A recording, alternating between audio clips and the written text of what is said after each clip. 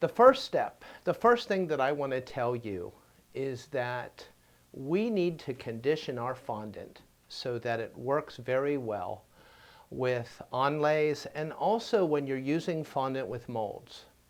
Something you have to understand is that any recipe that you make or any fondant that you buy is manufactured so that it has a consistency to be rolled out and used to cover a cake. And you need a certain tackiness, you need a certain moisture, you need a certain elasticity in order to do that well. And I think the manufacturers do a good job of that. What you need to understand, though, is that in order to work with an onlay effectively, we have to change the properties of fondant. And we do that by adding a material called tylos. Now, tylos is also known as CMC. They are one and the same material. And what we do is we add that to the fondant, and what happens is the tylos or CMC is a gum, and it absorbs that free-floating moisture, the sugar syrup, the things that cause tackiness, and it gives it a great structure. So one of the first and most fundamental steps is to condition your fondant by adding tylos. Now, what I would recommend is that you use or start out with about a half a teaspoon, okay? This is an example of tylos that I bought at Michael's. It's a Wilton product. Many of you have probably heard of CK products. If you go anywhere where they offer cake decorating supplies, you should be able to buy tylos or CMC. It's a standard. What I like to do is to 1 pound of fondant, I like to add or start out with 1/2 teaspoon of tylos. I sprinkle it on my mat and I work it into the fondant. So today we're using Satin Ice. It's a product that I really like.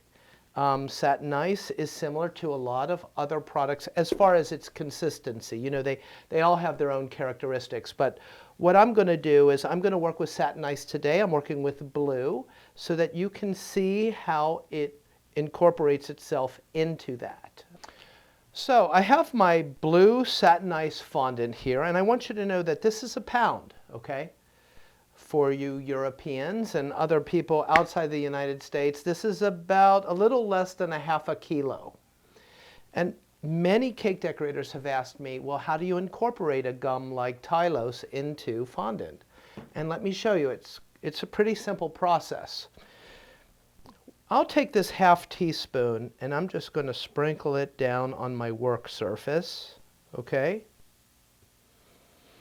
And then I'm going to just work this in to my fondant, okay? So all you do is just knead it right in there, and you can see how it's just a very fine powder. And if you just keep on working it on your work surface, it will be incorporated into your fondant, okay? So what do you think happens as we're incorporating this gum? Well, what happens is that think of each one of these little microscopic particles of tylos just kind of evenly mixed throughout the fondant, and next to it is water, sugar syrup, corn syrup, and other things that are moist. And what it will naturally do is it will absorb these liquids and it will swell. And that process is exactly what's going to happen in order to change this consistency. The fondant is going to become less tacky, less sticky, and it's going to have a nice structure.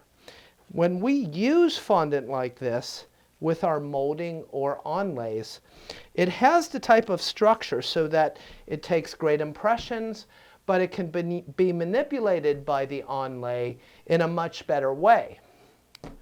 I wish that I could provide you with some magic formula for every product that's made out there, you know, hey, it's a half a teaspoon to a half a kilo or a half a teaspoon to a pound. But you know what? I really can't, because all the fondant products are different and they have different moisture contents. Some are firmer than others. And so all I can tell you is that you should take your favorite fondant, start out with a half a teaspoon, work it in and let it sit for about a half an hour, and then come back and feel the fondant and see if it's actually changed in consistency and if it doesn't have that tackiness.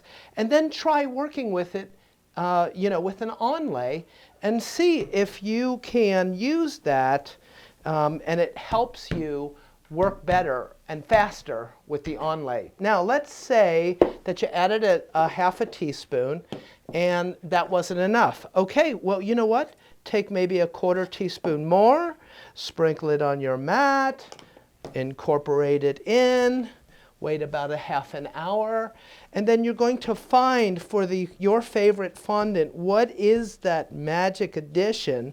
What is that amount of tylos that you can incorporate into the fondant so you get the right consistency for working with onlays or molds? So, you know, I'm going to wrap this up. I'm going to let it sit for 30 minutes, an hour, overnight. Everything is good. It's just going to do its job, change the consistency, and give you something that is much more suitable for working with a silicone onlay.